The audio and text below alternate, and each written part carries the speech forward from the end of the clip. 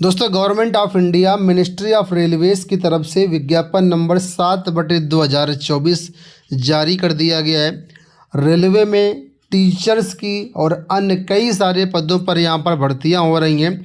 तो जो भी इच्छुक अभ्यर्थी हैं जो सेंट्रल लेवल पर गवर्नमेंट जॉब करना चाहते हैं, उनके लिए सुनहरा मौका यहाँ पर है आवेदन करने का।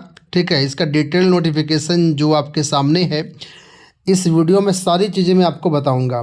इसके लिए जो ऑनलाइन आवेदन आपके प्रारंभ होंगे वो 7 जनवरी 2025 से प्रारंभ हो रहे हैं। ठीक है, और इसमें आप लोग 6 फरवरी 2025 तक यहाँ पर आप लोग अपना फॉर्म भर सकते हो। फीस पेमेंट की डेट यहाँ पर रहेगी आपकी 7 तारीख से लेकर के 8 तारीख, यानी कि मैक्सिमम फीस जो डेट है वो 8 फरवरी 2025 रहेगी। इसके बाद अगर कोई मिस्टेक हो जाती है फॉर्म भरने में तो करेक्शन के लिए यहाँ पर आपको 9 फरवरी से लेकर के 18 फरवरी तक का यहाँ पर टाइम दिया गया है। ठीक है, तो इस बीच आप लोग आवेदन कर दीजिएगा, लेकिन आवेदन करने से पहले एक कंप्लीट वीडियो देख लीजिए, क्योंकि इसमें मैं आपको सारी चीज़ें बताने वाला हूँ जो भी फॉर्म भरने में आपको ज़रूरत पड़ेगी। यहाँ पर सबसे पहले यहाँ पर जो जनरल एलिजिबिलिटी है वो देख लीजिए, इसके बाद पोस्ट वाइज एलिजिबिलिटी मैं आपको बताऊँगा। तो सबसे पहले यहाँ बोला गया a candidate must be either a citizen of India, either a subject of Nepal, a subject of Bhutan, यानी कि इंडिया के किसी भी स्टेट में आप बिलोंग करते हैं, आप यहाँ पर आवेदन कर सकते हैं। ठीक है, तो ये जनरल एलिजिबिलिटी है। दूसरी जो एलिजिबिलिटी यहाँ पर है एज लिमिट क्यों लेकर के है, तो एज लिमिट यहाँ पर जो आपकी देखी जाएगी उसकी जो कट ऑफ डेट रखी गई है वो 1 जनवरी 2025 रखी गई है। ठीक है, अब यहाँ पर अलग अलग ग्रुप है, उसके हिसाब से यहाँ पर अलग अलग कॉम्बिनेशन दिए गए हैं एज के। तो अभी मैं आपको बताऊंगा कि कौन कौन से यहाँ पर ग्रुप है। मैंने यहाँ पर समझ लीजिए 18 से 33, 18 से 35, 18 से 36, 18 से 38, 18 से 43, 18 से 48 अलग अलग पोस्ट है, तो उसके लिए अलग अलग यहाँ पर कॉम्बिनेशन दिया गया है। और जिसके सापेक्ष में यहाँ पर UR EWS की डेट ऑफ बर्थ क्या रहेगी। ठीक है, ये अपर लिमिट है और लोअर लिमिट यहाँ पर दी गई है। और OBC के लिए क्या यहाँ अपर लिमिट रहेगी, SC ST के लिए क्या अपर लिमिट रहेगी एज की, वो यहाँ दिया गया, लोअर लिमिट यहाँ पर दिया गया है। यहाँ पर देखिए नीचे नोट करके दिया गया है कि कोविड-19 पेंडेमिक के कारण जो भर्तियाँ नहीं आ पाई हैं समय से, उसके लिए हम लोग 3 साल का रिलैक्सेशन दे रहे हैं। तो जो यहाँ पर अपर लिमिट और लोअर लिमिट बताई गई, इसमें 3 साल का रिलैक्सेशन भी इंक्लूड किया गया है, तो ये आप समझिएगा यहाँ पर। इसके अलावा जो रिजर्व कैटेगरी के छात्र रहेंगे उनको यहाँ पर एज में एग्जेम्पशन भी मिलता है, रिलैक्सेशन भी अलग से मिलता है। जैसे SC ST के लिए यहाँ पर जो है आपको 5 साल का मिलता है, जिसमें यहाँ पर अपर बैंड दिया गया है पोस्ट वाइज। OBC को यहाँ पर 3 साल का मिलेगा। ठीक है, बाकी कैटेगरी वाइज जो भी हैं उनका यहाँ पर रिलैक्सेशन आपको इस टेबल में देखने को मिल जाएगा। अब यहाँ पर देखिए एजुकेशन क्वालिफिकेशंस के बारे में बताया गया। तो यहाँ पर देखिए कहा गया है कि कैंडिडेट को जो मिनिमम क्वालिफिकेशन है एजुकेशन से संबंधित, चाहे वो एजुकेशन क्वालिफिकेशन हो या टेक्निकल क्वालिफिकेशन हो या प्रोफेशनल क्वालिफिकेशन हो, जो भी एनेक्सर A में दी गई है वो आपको क्वालिफाई करनी होगी। ठीक है, और यहाँ पर यह भी बताया गया है कि ऑनलाइन सबमिशन की जो लास्ट डेट है वो 6 फरवरी 2025 रहेगी। और ऐसे अभ्यर्थी जिनका फाइनल एग्ज़ाम हो चुका है लेकिन अभी उनका रिजल्ट डिक्लेयर नहीं हुआ है, ठीक है, तो वो भी यहाँ पर आवेदन कर सकते हैं। लेकिन आगे यहाँ पर बताया गया है कि फाइनल रिजल्ट आपका जो है क्लोजिंग डेट के पहले डिक्लेयर हो जाना चाहिए, अन्यथा आप अप्लाई नहीं कर पाएंगे। कहने का मतलब ये है कि जो आपका ऑनलाइन आवेदन करने की लास्ट डेट है, अगर उस डेट तक आपका रिजल्ट डिक्लेयर हो जाता है, ठीक है, तभी आप अप्लाई कर पाएंगे। अगर बाद में रिजल्ट डिक्लेयर होगा तो फिर आपका जो एप्लीकेशन है वो रिजेक्ट हो जाएगा। फ़ीस की बात कर लेते तो यहाँ पर फीस 2 तरह की है। पहली जो फ़ीस है जो सभी कैंडिडेट्स के लिए है, लेकिन कुछ को छोड़ करके, वो यहाँ पर 500 रुपये है। तो किसको छोड़ करके, तो देखिए यहाँ लिखा हुआ है, ये जो है रिजर्व कैटेगरी जो है उनको छोड़ करके सबकी फ़ीस जो है वो 500 रुपये लगेगी। रिजर्व कैटेगरी के लिए यहाँ पर 250 रुपये लगेगी। लेकिन इस 500 में से बोला गया है 400 आपको बाद में रिफ़ंड कर दिया जाएगा जब आपका स्टेज 1 एग्ज़ाम आप अपीयर होंगे तब। अगर आप स्टेज 1 का एग्ज़ाम अपीयर नहीं होते तो फिर पैसा आपका रिफ़ंड नहीं होगा। इसी तरीके से यहाँ पर जो है रिजर्व कैटेगरी के लिए उसमें बोला गया कि स्टेज 1 में अगर आप एपीयर होते हैं तो आपको 250 रुपये ये पूरा का पूरा जो है रिफ़ंड कर दिया जाएगा। ठीक है। अब देखिए यहाँ पर जो है आपकी पोस्ट के बारे में डिटेल से दिया गया, किस में कितने पद रहेंगे। बहुत छोटा छोटा लिखा है, तो स्क्रीन को आप रोटेट करके देखिएगा तो कुछ आपको समझ में आएगा। ठीक है, यानी हॉरिजॉन्टल करके देखिएगा। तो सबसे पहली जो पोस्ट है वो यहाँ पर है post graduate teacher commerce. Commerce की यहाँ पर वैकेंसी है। अगर हम लोग टोटल वैकेंसी की बात करते हैं तो यहाँ पर फ़िलहाल मुझे यहाँ पर तो नहीं दिख रहा है। ठीक है, लेकिन पेमेंट दिया गया है 47,600 मिलेगा आपको। एज यहाँ पर देखिए पीजीटी के लिए 18 से 48 वर्ष दी गई है। मिनिमम एज 18 वर्ष, मैक्सिमम यहाँ पर 48 ईयर्स है। और यहाँ पर इस रेलवे की भर्ती में आपका मेडिकल स्टैंडर्ड भी देखा जाएगा। तो यहाँ पर पीजीटी में देखिए यहाँ पर मेडिकल स्टैंडर्ड C2 दिया गया है। अब इस C2 का मतलब क्या है तो उसको मैं अभी आपको बताऊँगा, तो वीडियो को आप लोग अंत तक देखना। ठीक है।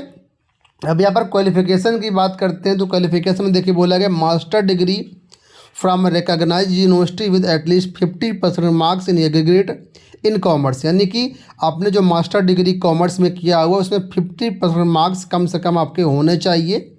ठीक है। और holder of MCom in applied या business economics shall not be eligible. तो अगर आपने एमकॉम किया हुआ है या अप्लाइड बिजनेस इकोनॉमिक्स किया हुआ है तो आप एलिजिबल नहीं रहेंगे। तो पहली बात यहाँ पर पीजी आपका होना चाहिए 50% मार्क्स के साथ। और दूसरा यहाँ पर बोला गया आपके पास बीएड भी होना चाहिए। बीएड में किसी भी तरीके से परसेंटेज का कोई जिक्र नहीं किया गया है, तो कोई केवल क्वालिफाई है बीएड तब भी चल जाएगा। इसके बाद यहाँ पर बोला गया कि आपको इंग्लिश मीडियम और हिंदी मीडियम में पढ़ाने का ज्ञान होना चाहिए। और डिजायरेबल में यहाँ पर कंप्यूटर नॉलेज मांगा गया है। तो पीजीटी के लिए जितनी भी वैकेंसी है मैं अभी पोस्ट बता दूंगा सब्जेक्ट वाइज। तो इसमें पीजी और प्लस बीएड, पीजी में 50% मार्क्स आपका होना चाहिए, सिंपल सी बात। अब वैकेंसी देखिए, पीजीटी आपका कॉमर्स हो गया, पीजीटी कॉमर्स मेल भी हो गया। ठीक है। और यहाँ पर जो स्पेशल डिसेबिलिटी है उसके लिए वैकेंसी है या नहीं है तो वो यहाँ पर आप लोग देख सकते हैं अपना रिजर्वेशन का आपको मिलेगा कि नहीं मिलेगा। पोस्ट ग्रेजुएट टीचर से यहाँ पर हिंदी है और हिंदी मेल भी है। इसके बाद यहाँ पर देखिए पीजीटी आपका पॉलिटिकल साइंस भी है, पीजीटी बंगाली भी है, पीजीटी बायोलॉजी इंग्लिश मीडियम है, PGT biology English medium male भी है, PGT biology English medium maths भी है। इसके बाद post graduate teacher maths English medium female भी है। अलग अलग पोस्ट कोड दिया गया, तो आप अपने संबंधित पोस्ट कोड के अनुसार ही फॉर्म भरना। फॉर्म भरते समय बहुत ही सावधानी की ज़रूरत पड़ेगी आपको। ठीक है। पीजीटी केमिस्ट्री भी है यहाँ पर, पीजीटी इकोनॉमिक्स भी है।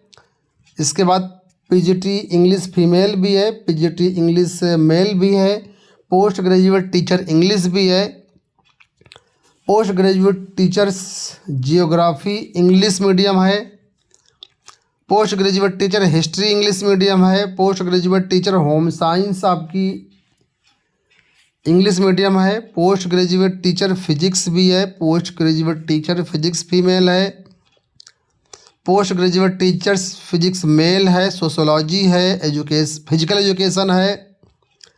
इसके बाद post graduate teacher computer science है। तो इतनी पीजीटी की आपकी पोस्ट हो गई ये। ठीक है। और इसमें अगर आप देखेंगे तो फिर नीचे साइंटिफिक सुपरवाइज़र की वैकेंसी है, ये अलग वैकेंसी है। ठीक है। तो इसमें अगर आप आवेदन करना चाहते हैं तो इसमें देखिए 2nd class master degree in psychology और फिजियोलॉजी मांगा गया है और 2 इयर्स का आपका एडमिनिस्ट्रेशन मांगा गया है, एक्सपीरियंस इन एडमिनिस्ट्रेशन। साथ में 2 year research in work psychology or करके दिया गया है। तो जो भी आपके पास है तो इसमें आप पढ़ सकते हैं। इसके बाद देखिए ट्रेंड ग्रेजुएट टीचर की वैकेंसी है। तो ट्रेंड ग्रेजुएट टीचर यहाँ पर इंग्लिश मीडियम ड्राइंग है। इसमें आपको मेडिकल स्टैंडर्ड C2 मांगा गया। 18 से 48 टीजीटी के लिए भी एज आपको रहेगी यहाँ पर, और एज एग्जम्पशन अलग से मिलेगा। ठीक है। जो SC/ST के लिए 5 साल, OBC के लिए 3 साल होता है वो अलग से रहेगा। इसके बाद देखिए टीजीटी में बस इतनी ही वैकेंसी आई थिंक है। Trained graduate teacher drawing English medium, इतनी वैकेंसी मुझे अभी दिख रही है। मैं दिखाता हूँ आपको, अगर होगी तो नीचे होगी। चीफ लॉ असिस्टेंट है, प्रोसिक्यूटर है, physical training instructor English medium है, ठीक है। इसके बाद ट्रेंड ग्रेजुएट टीचर में आर्ट्स बंगाली मीडियम में वैकेंसी आई हुई है। इसके बाद trend graduate teacher arts English medium की वैकेंसी है। फिर trend graduate teacher biology English medium की वैकेंसी है, तो यहाँ पर बाकी पोस्ट भी अभी है, ठीक है। ट्रेंड ग्रेजुएट टीचर इंग्लिश की वैकेंसी है। इसके बाद trend graduate teacher geography English medium की वैकेंसी है। ट्रेंड ग्रेजुएट टीचर हिंदी की भी वैकेंसी है। ट्रेंड ग्रेजुएट टीचर मैथ्स की भी वैकेंसी है। Trained graduate teacher maths English medium, trend graduate teacher maths and science की भी वैकेंसी है। म्यूजिक की भी वैकेंसी है टीजीटी में। इसके बाद ट्रेंड ग्रेजुएट टीचर पीसीबी यानी फिजिक्स केमिस्ट्री बायोलॉजी की भी वैकेंसी है। टीजीटी पीसीएम की वैकेंसी यानी फिजिक्स केमिस्ट्री मैथ वालों के लिए भी वैकेंसी यहाँ पर है, पीसीबी पीसीएम दोनों है। इसके बाद संस्कृत टीचर की भी वैकेंसी है टीजीटी में, साइंस टीचर की भी वैकेंसी है। तो अलग अलग पोस्ट कोड है, इसके हिसाब से एलिजिबिलिटी अलग अलग रहेगी, तो आप भरने से पहले एलिजिबिलिटी ज़रूर चेक कर लेना। Physical training instructor English medium male है। Trained graduate teacher computer science है। Trained graduate teacher social science है, तो सोशल की भी वैकेंसी है। सोशल साइंस फीमेल की भी वैकेंसी है। होम साइंस फीमेल की भी वैकेंसी है। हिंदी फीमेल की वैकेंसी है। जितना बता रहा हूँ सब टीजीटी है। टीजीटी में क्राफ्ट इंग्लिश मीडियम है। टीजीटी में आसामी लैंग्वेज की वैकेंसी है। हिस्ट्री की भी वैकेंसी है टीजीटी में। इसके बाद फिर दूसरी पोस्ट आ गई scientific assistant training, junior translator Hindi, senior publicly inspector, staff and welfare inspector, librarian की वैकेंसी है, ठीक है। म्यूजिक टीचर फीमेल की वैकेंसी है। प्राइमरी टीचर की वैकेंसी है, चलो प्राइमरी टीचर की वैकेंसी आपको मिल गई, ठीक है। इसमें भी मेडिकल स्टैंडर्ड C2 मांगा गया है आपका। इसके बाद प्राइमरी टीचर इंग्लिश मीडियम की वैकेंसी है, इंग्लिश की वैकेंसी है। इंग्लिश मीडियम में भी प्राइमरी टीचर की वैकेंसी है। मैथ्स बोला गया है, हाँ मैथ्स की। प्राइमरी टीचर साइंस की वैकेंसी इंग्लिश मीडियम में है। Assistant teacher female junior school के लिए वैकेंसी है। प्राइमरी टीचर बंगाली की वैकेंसी है। प्राइमरी टीचर हिंदी की भी वैकेंसी है। प्राइमरी टीचर तमिल की वैकेंसी है। लेबोरेटरी असिस्टेंट और लैब असिस्टेंट ग्रेड 3। इसके बाद तो ये दोस्तों ये इतनी सारी वैकेंसी है। वैकेंसी कितनी कितनी है तो यहाँ पर आप लोग देख सकते हैं, इस टेबल में पूरा दिया गया है कि किस पद के लिए कितनी वैकेंसी है, ठीक है। तो इसमें आप यहाँ से देख सकते हो कि कितनी कितनी वैकेंसी है। वैसे देखा जाए तो अगर आप जाएंगे पीजीटी और टीजीटी में तो वैकेंसी काफ़ी कम कम है, ठीक है। तो अपने हिसाब से आप देख लेना कि कितनी कितनी वैकेंसी यहाँ पर है। टोटल पद तो ठीक ठाक है, लेकिन ये है कि सब जगह अगर आप कैटेगरी में जाएंगे, सब्जेक्ट में जाएंगे तो वैकेंसी काफ़ी कम रहने वाली है। तो इसको आप अच्छे से मिलान कर लीजिएगा कि आपकी कैटेगरी में कितनी वैकेंसी है, उसके बाद ही आप आवेदन करिएगा, ठीक है। तो कुल मिला के ग्रैंड टोटल में यहाँ पर 1036 पोस्ट बताई गई हैं, बाकी आप अपना हिसाब से देख लेना। अब देखिए टीचिंग पोस्ट में टीजीटी पीजीटी और पीआरटी सब में जो है आपका यहाँ पर जो मेडिकल स्टैंडर्ड C2 मांगा गया उसका मतलब क्या, तो यहाँ पर देखिए जनरल फिटनेस बोला गया कि फिजिकली आप फिट हो सभी रेस्पेक्ट में। और अगर डिस्टेंट डिवीजन की बात करते हैं तो 6/12 आपकी आँख का कम से कम साइज हो, ठीक है। और विद और विदाउट ग्लास कम से कम इतना होना चाहिए, ठीक है।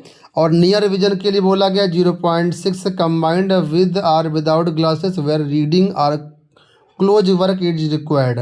तो ये स्टैंडर्ड मांगा गया। ज़्यादा जानकारी के लिए आप लोग अपने जो नियरेस्ट डॉक्टर होते हैं उनसे संपर्क कर सकते हैं अगर किसी को कोई प्रॉब्लम है तो। नहीं प्रॉब्लम है तो जनरली तो ये तो इतना तो होता ही है। अब देखिए टीजीटी पीजीटी में जो मेडिकल एज मांगी गई 18 से 48 मांगी गई, तो इसमें आपका जो अपर एज लिमिट कैटेगरी वाइज यहाँ पर दिया गया है और लोअर लिमिट यहाँ पर ये दिया गया है। अब रिक्रूटमेंट प्रोसेस आप समझ लीजिए। यहाँ पर तो बोला गया है कि रिक्रूटमेंट प्रोसेस में सबसे पहले तो फॉर्म भरने में क्या सावधानी बरतनी है। इंडिया में बहुत सारी आरआरबी हैं, अलग अलग रेलवे भर्ती बोर्ड हैं, तो आपको किसी भी एक भर्ती बोर्ड से ही आवेदन करना है। देखिए बोला गया है candidates can apply to only 1 RRB, केवल आपको एक ही आरआरबी में अप्लाई करना है और केवल एक ही कॉमन एप्लीकेशन फॉर्म भरना है। ऐसा नहीं कि आप अलग अलग आरआरबी से अप्लाई कर दें तो फिर आपका फॉर्म रिजेक्ट हो जाए। केवल एक आरआरबी से एक ही आपको फॉर्म यहाँ पर भरना रहेगा, ठीक है। जब आप फॉर्म भरने जाएंगे तो यहाँ पर आपको पहले अकाउंट क्रिएट करना पड़ेगा, उसके बाद आवेदन करना पड़ेगा। लेकिन 2024 की किसी भी भर्ती में अगर आपने आवेदन किया था और वहाँ पर आपका अकाउंट बना है तो आप उसी के थ्रू कर सकते हैं। ठीक है। अब यहाँ पर देखिए जो आपका रिक्रूटमेंट प्रोसेस रहेगा उसके बारे में बताया गया है कि यहाँ पर आपका पहले तो सिंगल स्टेज सीबीटी एग्जामिनेशन होगा, इसके बाद परफॉर्मेंस टेस्ट या फिर टीचिंग स्किल टेस्ट होगा, इसके बाद ट्रांसलेशन टेस्ट होगा अगर रिक्वायर्ड होगा तो, इसके बाद डीवी और मेडिकल होगा, इसके बाद आपका फाइनल चयन होगा। ठीक है। तो ये पूरा प्रोसेस यहाँ पर रहेगा। अब बात कर लेते हैं सीबीटी की। तो सीबीटी का मतलब कॉमन जो आपका रिटन एग्जाम होने वाला है। ठीक है। इसमें क्या क्या होने वाला है तो देखिए बताया गया कि 90 मिनट यानी 1.5 घंटे का यहाँ पर आपका पेपर रहने वाला है। 100 क्वेश्चन यहाँ पर परीक्षा में पूछे जाएंगे। दिव्यांग अभ्यर्थियों के लिए 120 मिनट का टाइम रहेगा और यहाँ पर मल्टीपल चॉइस क्वेश्चंस आपसे पूछे जाएंगे। ठीक है। तो यहाँ पर देखिए जो रिटन एग्जामिनेशन होगा उसमें प्रोफेशनल एबिलिटी के 50 क्वेश्चन होंगे, 50 नंबर का पेपर रहेगा। जनरल अवेयरनेस के 15 क्वेश्चन रहेंगे, 15 नंबर आएंगे। इस होगा general intelligence and reasoning 15 question 15 number, mathematics 10 question 10 number के, general science 10 question 10 number, total 100 question होंगे, 100 नंबर का पेपर होगा। 90 मिनट का यहाँ पर आपको टाइम दिया जाएगा।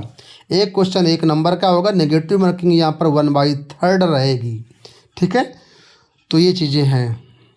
इसके बाद क्या क्या टॉपिक आपको पढ़ना है तो मैथ में क्या क्या पढ़ना है तो यहाँ पर देखिए मैथ में नंबर सिस्टम, बोर्ड मास, डेसिमल्स, फ्रैक्शंस, तो सभी का यहाँ पर आपको सिलेबस भी बता दिया गया है कि क्या क्या यहाँ पर आपको पढ़ना होगा। जो आपका यहाँ पर मिनिमम पासिंग मार्क्स का क्राइटेरिया रखा गया है वो जनरल के लिए 40%, ईडब्ल्यूएस के लिए 40%, ओबीसी नॉन क्रीमी लेयर के लिए 30%, एससी के लिए 30% और एसटी के लिए 25% रहेगा। ठीक है। तो इतना कम से कम आपको लेकर के आना है, तभी यहाँ पर आप क्वालिफाई माने जाएंगे और इसके बाद आगे की प्रोसेस में आप इंक्लूड किए जाएंगे डिपेंडिंग ऑन मेरिट। तो ये चीज़ आप यहाँ पर ध्यान रखिएगा। देखिए पॉइंट यहाँ पर यह भी दिया गया कि अगर भर्ती बोर्ड को ऐसा लगता है कि नहीं हमको सेकंड स्टेज सीबीटी की ज़रूरत है तो सेकंड स्टेज सीबीटी भी करवाया जाएगा, उसकी सूचना आपको यथा समय दी जाएगी। और उस कंडीशन में जो सिंगल स्टेज सीबीटी होगा यानी पहले जो सीबीटी होगा उसको केवल क्वालिफाइंग टेस्ट ट्रीट करेंगे। ठीक है। अगर अलग से कई शिफ्ट में आपका एग्जामिनेशन होता है तो फिर यहाँ पर नॉर्मलाइजेशन की प्रक्रिया भी अपनाई जाएगी।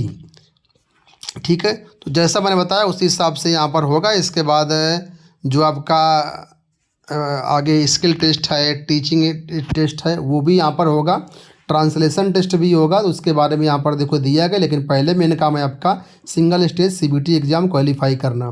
ठीक है। इसके बाद ट्रांसलेशन टेस्ट होगा, परफॉर्मेंस टेस्ट यानी कि टीचिंग स्किल टेस्ट होगा जो कि 100 नंबर का होगा, परफॉर्मेंस टेस्ट भी आपका यहाँ पर होगा और सबको देखते हुए फिर फाइनल मेरिट बनेगी, उसके हिसाब से यहाँ पर आपका चयन किया जाएगा। इसके बाद में डॉक्यूमेंट वेरिफिकेशन होगा। ठीक है। मेडिकल भी होगा बाद में। तो कुल मिलाकर के ये तरीका यहाँ पर रहेगा। अब क्या क्या पढ़ना है मैंने आपको ऑलरेडी बता दिया। सिलेबस अगर डिटेल से जानना है तो इसी में यहाँ पर नीचे आओगे तो आपको मिल जाएगा डिटेल्ड सिलेबस।